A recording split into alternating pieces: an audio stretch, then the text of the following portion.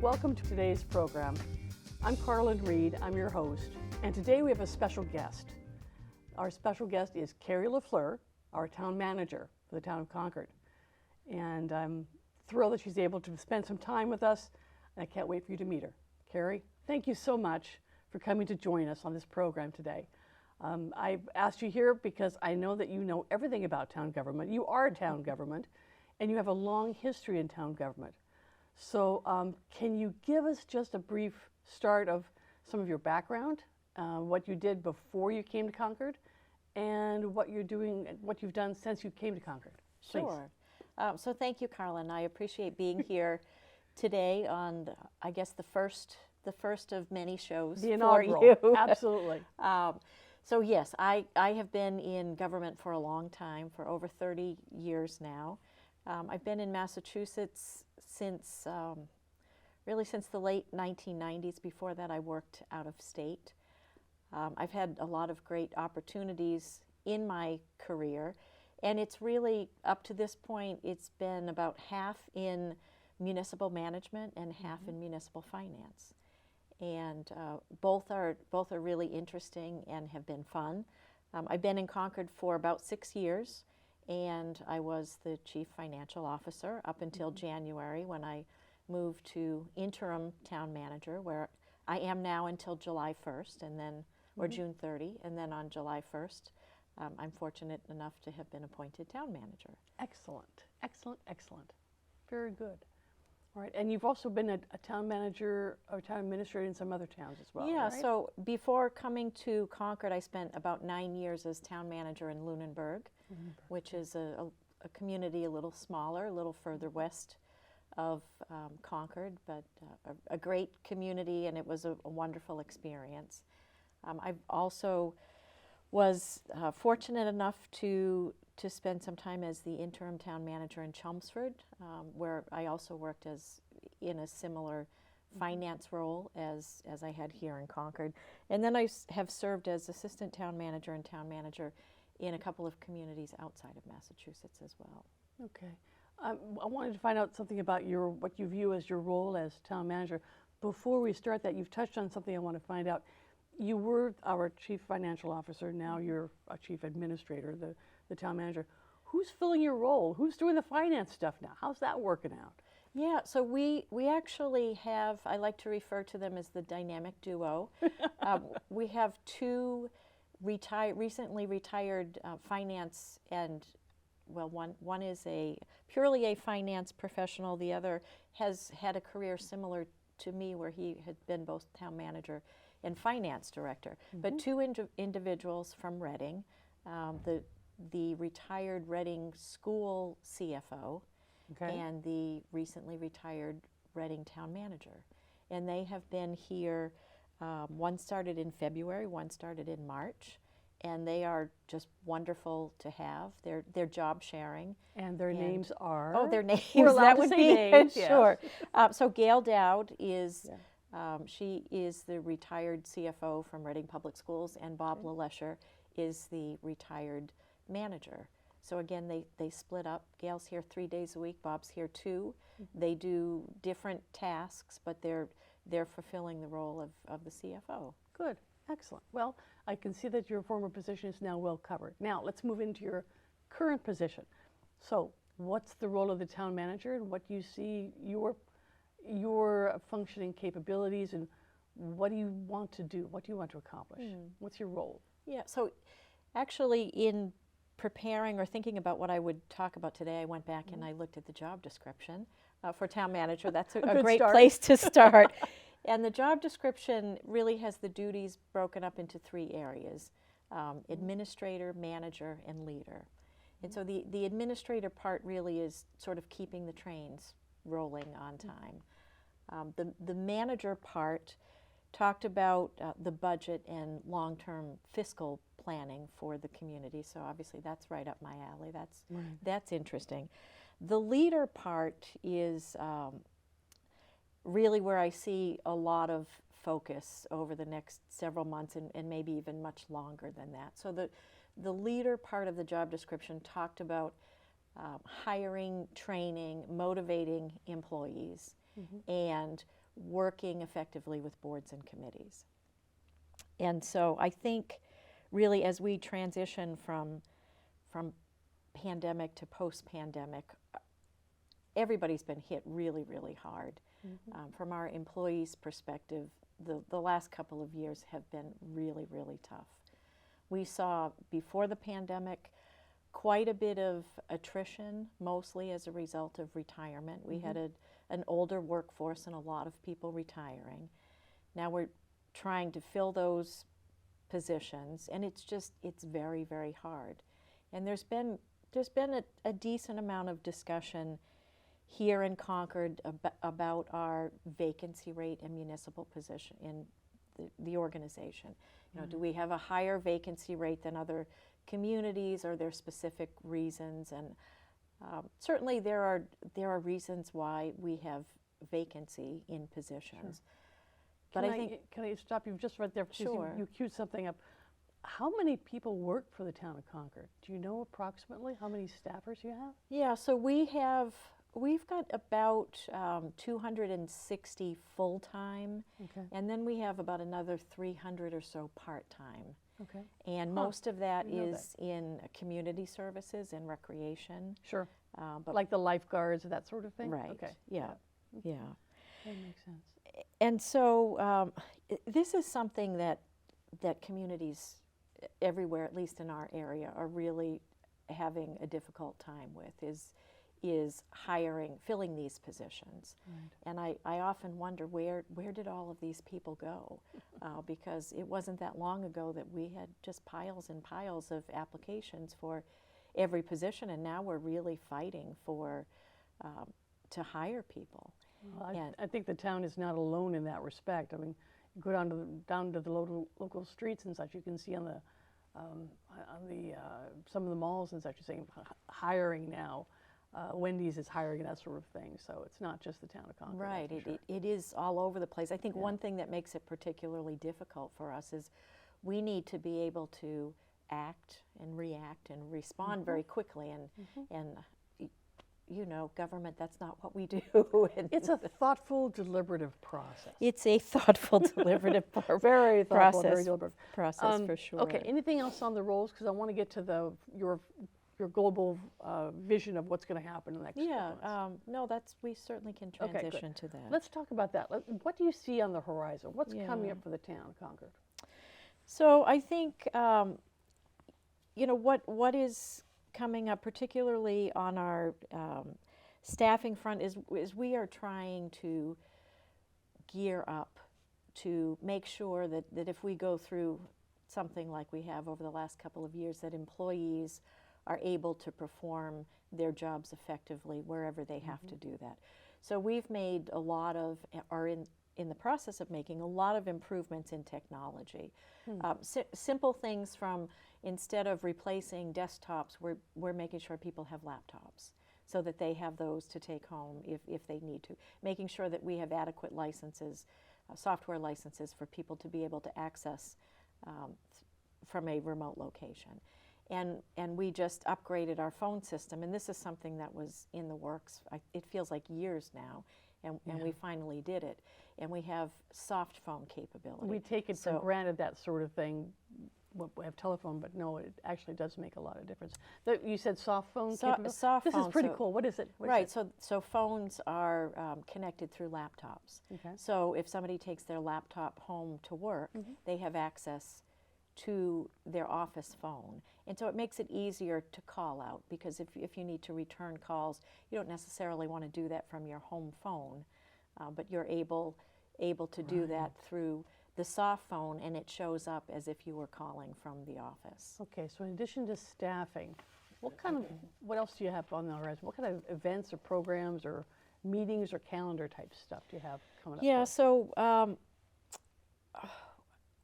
I think it's all about planning, and I know you're familiar. We are certainly so thankful that the community was so supportive of the middle school project. That was huge to get that approved, and that's underway. But there are many other capital needs that the community has that we are going to have to figure out how we're going to program these needs Right. into our financial forecast in a Right, way. scheduling them as such. Yeah, and in a way that is affordable and bearable for the community, given the significant commitment that's already been made to the middle school. So just to give you an idea of what some of these projects are, the water treatment plant, and we were talking a little bit before we started filming about the water treatment plant. I think most people who have been following This is Nagog Pond you're talking about. Yes. Anybody who's been following the workings of the town knows about the water treatment plant, because this is something that's been going on for a long time. So I think it was back in 2014, the town authorized $16.5 million for the water treatment plant. We had a very protracted legal proceeding related to Nagog. We went through a permitting process for the treatment plant, which at the time we thought would actually be in Acton, adjacent to Nagog. What we're talking about now is having that treatment plant actually be in Concord and adjacent to the light plant. Okay. And so that makes sense. We're definitely keeping our options open for the original site, but we're also looking at this additional site. But what has happened over the years is the cost of constructing this facility has gone up for a variety of reasons, including PFAS, which so it's a significant increase. So we're looking at a special town meeting in September, early October. Okay, so a special town meeting September, October of this year. Okay, that's something that's new. Okay, Right, got it. to bring that back to the voters to talk about some additional funding. We're fortunate we have a commitment through the Clean Water Trust to provide a low-interest loan to the town. Well, that's nice. But we do still need to seek additional spending authorization. Gotcha. Okay. All right. So we have that. We've also talked about roads that came up quite a bit this past capital. Well, we have a roads improvement program that's kind of basically built in every year. We do. But apparently at the last town meeting there was more emphasis saying we need to do more. We're not really keeping up with the quality of the roads we need. Yeah, so our traditional spending has been about $2 to $2.5 million per year. And we really need about $6 million in order to maintain roads at an acceptable level. Sure. And so that is significant, and $6 million a year or so, that's been our traditional capital plan in its entirety. Gotcha. So far you've talked about staffing, goals, and about capital projects. What else is on the horizon? What are the general categories? I think probably the next biggest category would be with boards and committees. So it's been wonderful that we've all learned. I have to laugh because I'm in charge of one of them. One of the 60 committees that we have in town. Yeah. Right. So we have a lot of boards and committees that provide a critical service, a critical part of our governmental process, and with the use of Zoom and Microsoft Teams and remote and hybrid meetings, we're seeing a lot of increased participation and a broader participation in the process, which is wonderful. Sure. But it brings sort of on top of, it was already sometimes a challenge to be able to staff all of the boards and committees. Now we have this technical component to the hybrid meetings. And so one of the things that I would like to look at, being respectful to the way things are done in Concord and what people are looking to do in the future, is, could we take a look and see, do we need to maintain all of these boards and committees? Is there a way to consolidate some and maybe make more use of subcommittees for specific topics?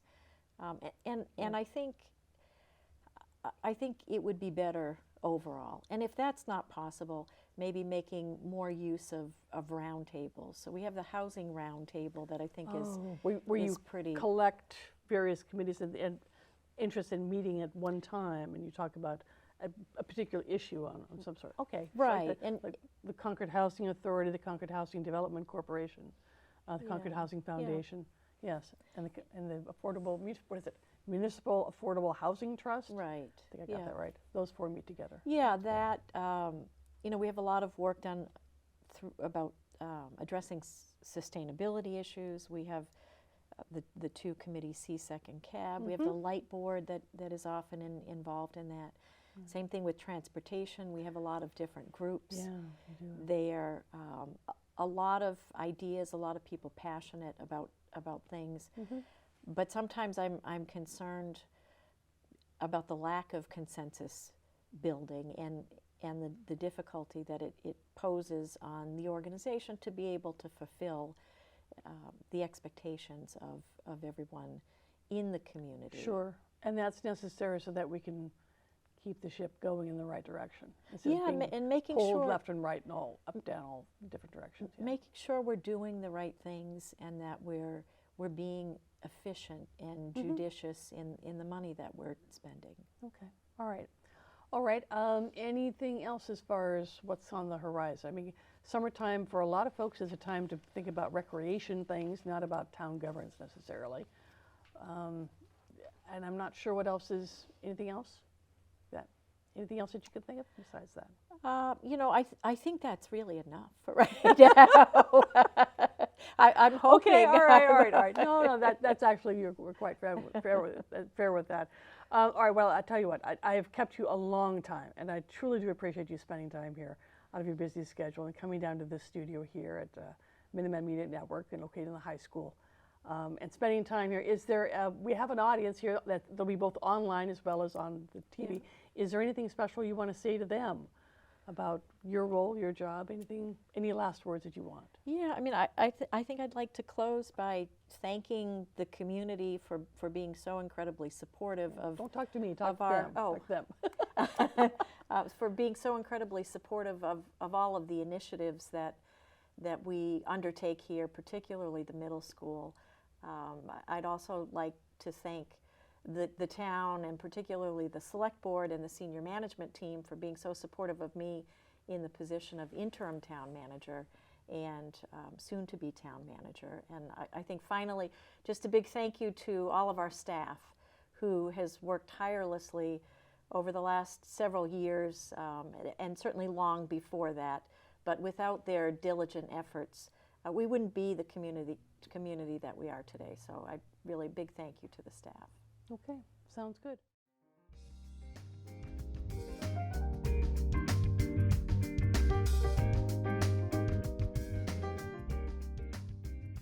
Today we're going to be looking at what's going on in town government in Concord, Massachusetts. First, let's take a look at what I call the Big Four, the four town committees that have a major impact on our town governance. They are the Select Board, the school committees, the Planning Board, and the Finance Committee. So here's my report. In the Select Board, they have selected a new chair, that's Matt Johnson, and a new clerk is Terry Ackerman. Mary Hartman was just recently elected to join Linda Escobedo and Henry Dane as the newest Select Board member. The Select Board is busy setting its goals for the next year. Chair Johnson is going to be negotiating an employment contract with our incoming town manager, Kerry LaFleur, who is serving as the interim town manager at the moment. The Select Board heard several petitions from National Grid to relay or extend several sections of gas main pipelines on streets in town: Davis Court, Lowell Road, Simon Willard Road, Crescent Road, Hosmer Road, Garland Road, and Neshoba Road. There were 2 liquor license hearings, an application for a local taxi service, and the Select Board heard updates on a town-wide mosquito spraying project and the Civil War monument updates. Okay, now let's take a look at what happened at the school committee meetings. There are 2 school committees. One is the Regional School District, and the other is the Concord Public School Committee. First, the Regional. The Regional has a new chair, that's Tracy Morano, and a new vice chair, That's Sharon Witt, who is the new Carlisle committee member just elected. The regional approved a 3-year contract for school tutors, and they continue to negotiate with the school superintendent, Dr. Lori Hunter, over her concerns about a hostile work environment. The region has asked the public for their patience while they sort out these issues. The district heard a presentation on how students with dyslexia and others who struggle with learning have their concerns addressed by the district as part of a multi-tiered system of support for literacy. The district reviewed a draft strategic plan on diversity, equity, and inclusion, DEI, efforts for the schools. And school committee members Sharon Witt and Teresa Morano will serve on the district's DEI Strategic Planning Committee. The regional district also examined the METCO School Committee Representative Policy and the school committee's 2022 to 23 calendar. Now, the Concord Public School Committee has a new chair as well. That new chair is Alexa Anderson, and her new vice chair is Kerry Rankin. The Concord Public School Committee appointed members to various town committees as members and liaisons, and they heard an update on the Concord Middle School building project.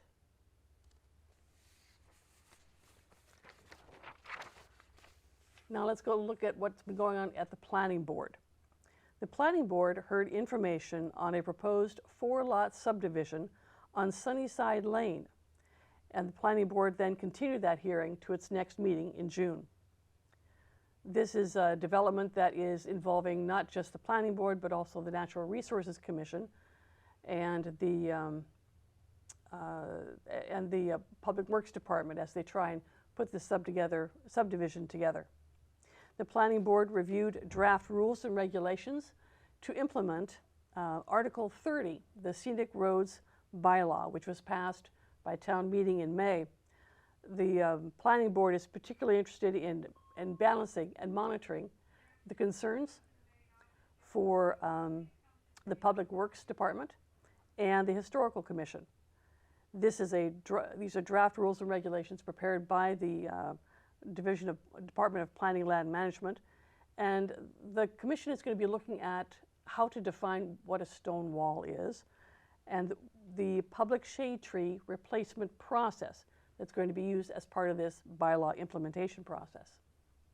The Planning Board welcomed 2 incoming members, Mark Giddings and Sue Felshen, and the board will be electing their leadership and setting goals for the coming year at their next meeting.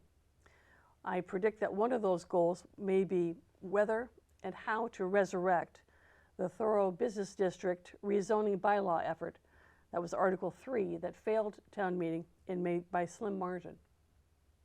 Okay, that's the Planning Board. Now let's take a look at what the Finance Committee, the FinCom, is doing. The last meeting they had was in April 28th for the full meeting, and they elected new leadership. The new chair is Peggy Briggs, the vice chair and guidelines chair is Parshar Patel, and the clerk is Lois Wassoff, and the guidelines clerk is Amrith Kumar. The FinCom Finance Committee reviewed several warrant articles at that time and approved 22 sets of minutes that have been outstanding. So they're finally caught up on their minutes as well.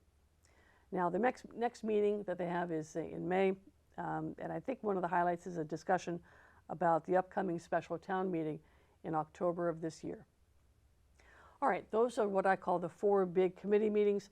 There are a couple other committees that I wanted you to be aware of what's been going on because they will play a role on what we look at town meeting coming up and other important issues.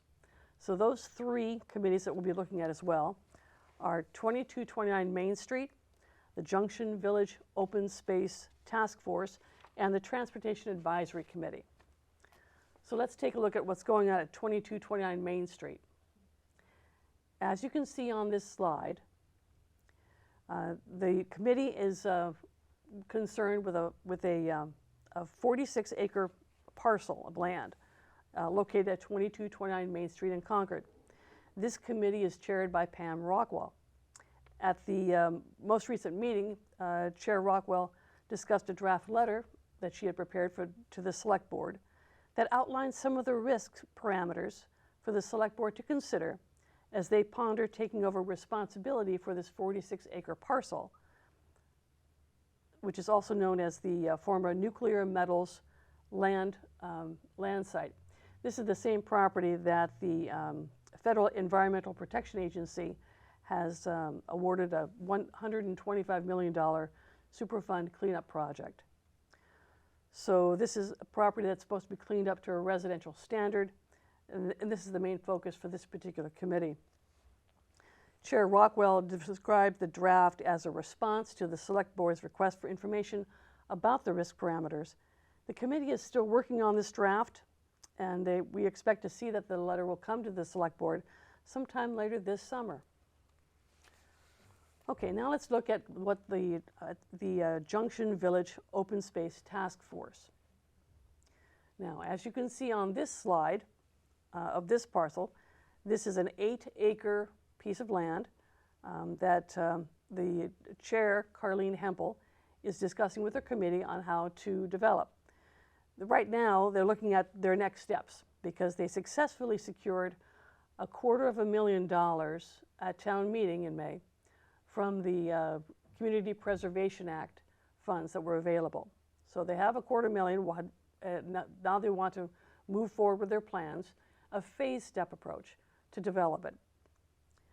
But there are some concerns. The committee was expressing their concerns about their ability to move forward on this phased project, to remove invasive species, and to implement an actually pretty neat layout design for this open space area. This is an area that's adjacent to the proposed Affordable Assisted Living Center owned by Grantham Corporation, called the Christopher Heights at Concord, or as we know it as Junction Village.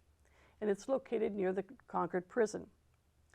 The problem is this: the Junction Village facility construction has been stalled due to budget issues surrounding increased construction costs. The timing of the development of the historic and natural open space, which is the purview of the Open Space Task Force, depends on the success and timing of the development of the Junction Village Assisted Living Facility. So for now, the committee waits.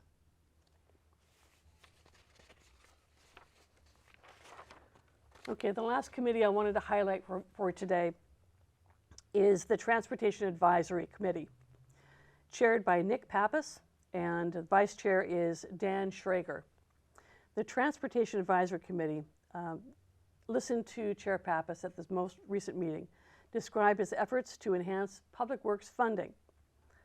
He also noted the importance of doing one's homework with all affected town committees and the interested citizenry when bringing a warrant article to town meeting. And I think he was talking about Article 33, the Thorough Business District article that met up with significant discussion at town meeting. Especially, Chair Papa said, when this article impacts traffic and traffic studies. The committee heard about a half-time transportation planner position that's contained within the town budget that would start July 1.